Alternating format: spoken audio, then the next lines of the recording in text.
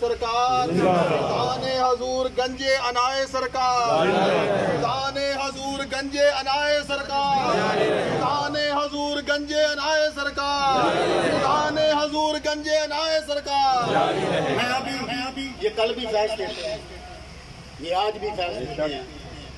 کچھ وقت کے لیے مزار اقدس میں بیٹھا، سوال یہ تھا کہ سونا آپ اس کبوتر پورا کی بستی میں بانیانے جلوس میں سے ہیں، کہیے سبحان اللہ۔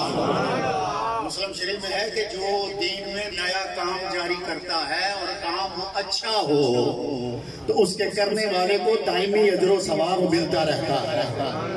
کل بھی اگر جلوس نکلتا تھا اجر اس بزم کے محفل کے بانی کو ملے گا۔ اور یار دیکھو آج کے دور میں لوگ خود پرستی میں چھپے ہوئے ہیں، اپنی ذات کو نمایاں کرتے ہیں، چلے چاٹے رکھے ہوئے ہیں۔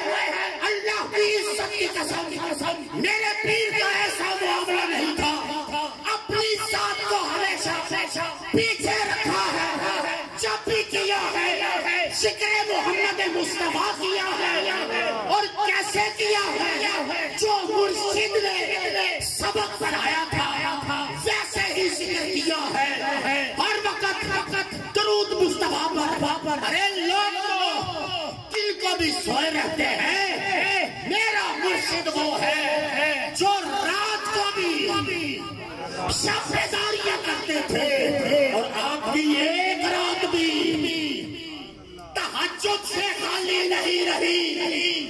میں کہتا ہوں اور کرامتیں چھوڑو، سب سے بڑی کرامت وہ ہوتی ہے جس سے قیامت ہو۔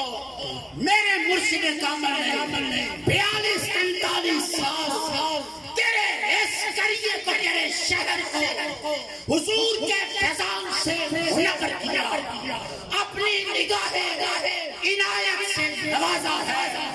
میرے مرشد کامل نے اتباع مصطفیٰ کا نمونہ پیش کیا ہے جو کسی اور کے حصے میں نہیں۔ 42-43 سال مسلسل نماز تہجد، ایک رات نماز تہجد رہ گئی۔ اس کی وجہ یہ تھی اوائل شب میں اہل بیت اطہار